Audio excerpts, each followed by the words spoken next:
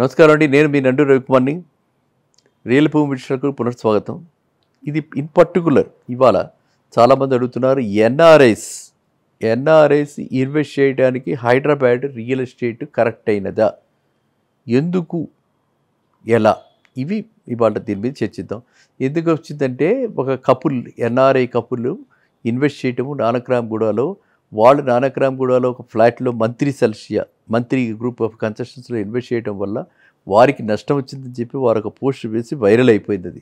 అది ఎవరు వేశారు ఏంటో మనకి తెలియదు, కానీ అదైతే వైరల్ అయ్యి వారికి నష్టం అంటే ఏంటంటే, ఈ డాలర్ ఎప్రిషియేషన్, డాలర్ రూపంలో తెచ్చిన డబ్బుల్ని మళ్ళీ డాలర్ రూపంలో తీసుకెళ్ళేదానికి వాళ్ళు చేస్తే ఒక 12 ఏళ్లలో డాలర్ కూడా బాగా ఎప్రిషియేట్ అయిపోయింది. ఆ రోజుల్లో 40-45 రూపాయలు ఉన్నది, ఇవాళ 85 రూపాయలు అయిపోయింది. సో ఆ కప్పులు ఇన్కమ్ ట్యాక్స్ కూడా కట్టాల్సి వచ్చింది. ఆ కప్పులు ఆ విధంగా కట్టడం బట్టి వాళ్ళకి వచ్చిన ప్రాఫిట్ పర్సంటేజ్ టర్మ్స్లో చాలా తగ్గిపోయింది. అందువల్ల అది వాళ్ళు పోస్ట్గా వేయటం జరిగింది. కానీ ఇక్కడ మనం తెలుసుకోవాల్సింది ఏంటంటే, వాళ్ళు ఇది ఒకటే ప్రాపర్టీ ఉందా, ఇలాంటి ఎన్ని ప్రాపర్టీస్ ఉన్నాయి వాళ్ళకి, ఇక్కడ అసలు ఇన్వెస్ట్ చేసింది ఓన్లీ మళ్ళీ ఈ విధంగా తీసుకెళ్ళిపోవడానికా అన్న విషయాలు మన దగ్గర లేవు. కాబట్టి వాళ్ళు డైవర్సిఫికేషన్లో వాళ్ళు స్టాక్ మార్కెట్లో ఎంత పెట్టారు, ఇండియన్ మార్కెట్లో ఎంత పెట్టారు, యూఎస్లో ఎంత పెట్టారు, యూఎస్లో ట్రేడ్ అవుతున్న ఇండియన్ స్క్రిప్ట్స్లో ఎంత పెట్టారు, ఇవన్నీ మన దగ్గర లేవు. కాబట్టి వాళ్ళు పెట్టినటువంటిది ఓన్లీ ఐసోలేటెడ్ తీసుకుని ఎన్ఆర్ఐలంతా కూడా బెదిరిపోవాల్సిన అవసరం లేదు. అర్థమైందండి.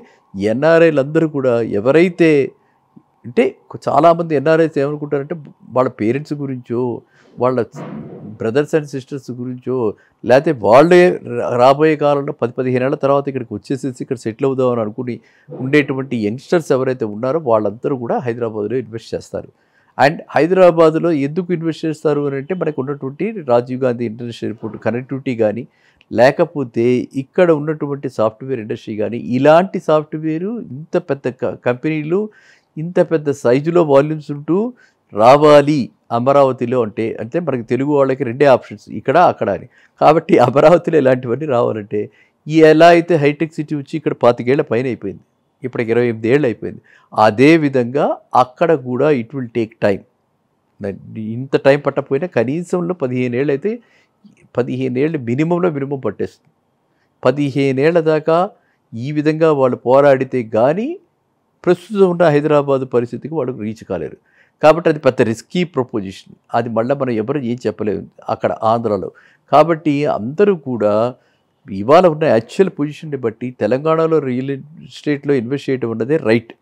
ఎన్ఆర్ఐస్ అందరూ ఇక్కడే ఇన్వెస్ట్ చేసుకుంటే, ఎవరైతే పిల్లలు ఉన్నారో ఇప్పుడు వాళ్ళు ఏదో ప్లాన్ చేసుకుంటారు కదా, 40 ఏళ్ళకి వచ్చేద్దామా, 50 ఏళ్ళకి వచ్చేద్దాం. ఎందుకంటే 40 ఏళ్ళకి ఎందుకు వచ్చేస్తున్నారు, ఈ పిల్లలకి ఆ కల్చర్ పట్టలేదు కాబట్టి ఇక్కడికి వచ్చేద్దాం అనుకుంటున్నారు. 50 ఏళ్ళు 60 ఏళ్ళు వాళ్ళు ఎందుకు వద్దాం అనుకుంటారంటే, ఓల్డ్ ఏజ్లో అక్కడ అన్ని పనులు మనమే చేసుకోవాలి.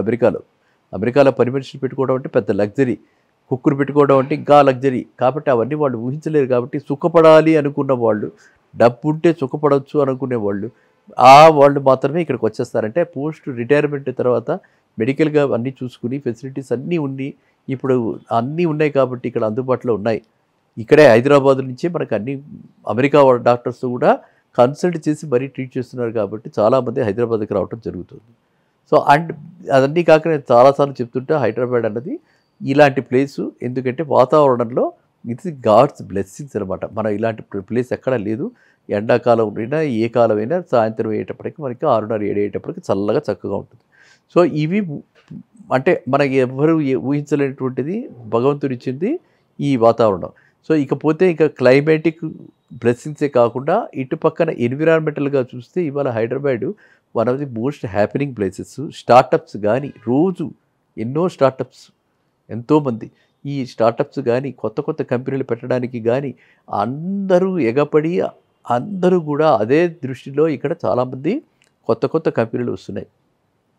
ఇన్ పర్టికులర్ ఏ ఏరియాలో చాలా మటుకు ప్రతి యువత కూడా అందరూ కూడా స్టార్టప్స్ అన్నిటికీ అడుగుతున్నారు. నేను కూడా ఎన్నో ప్రోగ్రామ్స్ అటెండ్ అవటం జరుగుతుంది. ఇక్కడ టీ హబ్, వి హబ్ డైనమిక్గా వర్క్ చేస్తున్నాయి, కాంపిటేటివ్గా వర్క్ చేస్తున్నాయి. అంత చక్కటి అంటే ఒక ఎంటర్ప్రెన్యూర్కి కూడా అంత చక్కటి అనుకూలమైనటువంటి వాతావరణం ఇక్కడ ఉంది. కాబట్టి అండ్ యూనికార్న్ కంపెనీస్, పెద్ద కంపెనీస్ కూడా ఇక్కడ రాబోతున్నాయి. కాబట్టి అంటే అలాంటివి కూడా ఇక్కడ సెటప్ చేయబోతున్నారు. కాబట్టి ఇక్కడ ఉన్నటువంటి వాతావరణం చాలా అందరికీ అనువైంది. ఇలాంటివన్నీ ఇక్కడ వస్తున్నాయి అంటే ఎంప్లాయ్మెంట్ ఇక్కడ జనరేట్ అవుతుంది కాబట్టి హైదరాబాద్ రియల్ ఎస్టేట్కి లాంగ్ టర్మ్లో డోకా లేదు. లాంగ్ టర్మ్ ఎవరైతే ఇక్కడ 5 years ప్లస్ ఇన్వెస్ట్ చేయదలుచుకున్నారో వాళ్ళందరికీ నథింగ్ లైక్ హైదరాబాద్ అనమాట. అంటే మనం ఏ ప్లేస్కి వెళ్ళినా కూడా ఇంత సర్టెన్గా మనం చెప్పలేం. ఎందుకంటే అక్కడ ఎన్నో రకరకాలైనటువంటి ఇబ్బందులు ఉంటాయి. కానీ ఇక్కడ అలాంటి ఇబ్బందులు ఏవీ కనిపించట్లేదు, ఏవీ లేవు. వనరులు ఉన్నాయి, మానవ వనరులు ఉన్నాయి, భౌతిక వనరులు ఉన్నాయి, ఇటు పక్కన ఆహ్లాదకరమైన వాతావరణం ఉంది. అండ్ అన్నిటికంటే అన్ని సిటీస్లో కంటే హైదరాబాదులో rates are still reasonable. Heart of the సిటీలో కూడా హైదరాబాద్లో మనం ఇంకో హార్ట్కి పోలిస్తే ఇక్కడ రేట్స్ చీపు. ఇక్కడ ప్రతివాడు బతకగలడు. ఇక్కడ అందరికీ అన్ని రకాలైనటువంటి ఫుడ్స్, ఏ ఫుడ్ అంటే ఆ ఫుడ్ కూడా ఇక్కడ ఉన్నాయి. కాబట్టి హైదరాబాదు ఎన్ఆర్ఐస్ తెలుగు వాళ్ళు ఖచ్చితంగా ఆలోచించకుండా, అంటే ఇలాంటి వైరల్ పోస్ట్స్ ఏవో ఒకటో రెండో పోస్టులు వేసి మీలో ఒక రకమైనటువంటి భయాందోళనలకు గురవుతున్నారని చెప్పి నాకు తెలిసింది. అలాంటిది ఏమీ పెట్టుకోకండి, అలాంటి అనుమానాలు ఏమీ అక్కర్లా. హైదరాబాద్లో investment always will give you very good returns compared to other cities in India, not just Amaravati. కాబట్టి మీరు ఇలాంటి ప్లేస్లో హైదరాబాద్లో ఖచ్చితంగా ఇప్పుడు నేను చెప్తున్నటువంటి ప్లేసెస్లో మీ బడ్జెట్ ఫ్రెండ్లీగా ఉండి, మీ వితిన్ యువర్ బడ్జెట్ ఉండి, ఎక్కువగా బారోయింగ్స్ చేయకుండా, మెంటల్ స్ట్రెస్ పెట్టుకోకుండా మీరంతా కూడా, యువత అంతా కూడా ఇక్కడ ఇన్వెస్ట్ చేయండి. చక్కగా గేటెడ్ ప్లాట్స్లో ఇన్వెస్ట్ చేయండి, లేకపోతే గేటెడ్ కమ్యూనిటీస్లో ఇన్వెస్ట్ చేయండి. మంచి బ్రాండెడ్ ప్రోడక్ట్స్ కొనుక్కోండి, రిలయబుల్ వాళ్ళవి కొనుక్కోండి, మినిమల్ రిస్క్తో అంటే ఎగ్జిక్యూషన్ రిస్క్ కూడా లేకుండా. ఎందుకంటే ఎగ్జిక్యూషన్ రిస్క్ అంటే ఏంటి, కట్టేటప్పుడు ఎన్నాళ్ళ కడతాడు, ఎలా కడతాడు. ఎందుకంటే ఇప్పుడు పరిస్థితులు మారిపోయినాయి కదా, రేట్లు అయితే పెంచలేకపోతున్నారు, కానీ కన్స్ట్రక్షన్ కాస్ట్ పెరుగుతుంది. కాబట్టి వాళ్ళు కూడా కొంచెం కాంప్రమైజ్ అయ్యే అవకాశం ఉంటుంది. కాబట్టి అలా కాంప్రమైజ్ కానటువంటి బ్రాండ్స్, అలాంటి బ్రాండ్స్లో మనం ఇన్వెస్ట్ చేయాలి. అలాంటి పీపుల్ తోటి ప్రూవెన్ ట్రాక్ రికార్డ్ ఉన్నటువంటి ప్రమోటర్స్ని పట్టుకుని మనం వాటిలో ఇన్వెస్ట్ చేస్తే, సరైన సమయంలో ఇన్వెస్ట్ చేస్తే, సరైన రేట్లో ఇన్వెస్ట్ చేస్తే మనకి ఖచ్చితంగా మంచి రిటర్న్స్ వస్తాయి. ఓకేనా? మళ్ళీ కలుద్దాం నెక్స్ట్ వీడియోలో. ఎన్ఆర్ఎస్ అందరూ కూడా ఈ అవకాశాన్ని చేజార్చుకోకండి. ఓకేనా? రైట్. నమస్కారం.